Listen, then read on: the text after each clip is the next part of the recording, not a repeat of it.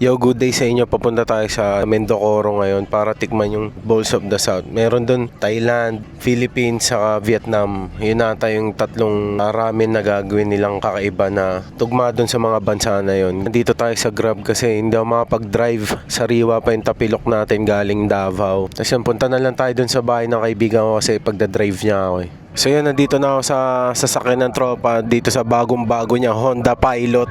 Papunta namin ng Mendocoro. Sa liwa yung pag-cravings ko ng ramen ba kasi ang init ngayon. Parang dumaan lang yung isang habaga tapos mainit na naman. Pero syempre, try natin to kasi hanggang July 30 na lang siya. Isisingit ko lang talaga siya ngayon. So, tara, samahan nyo ako. So ito yung sinasabi ko sa inyo kanina. Ayan. Next month si Beef Pares Chokemen. Tapos yan, Fa Shio. Yung titikman natin yung Tom Yum Ebi. Okay. So tara, order na tayo.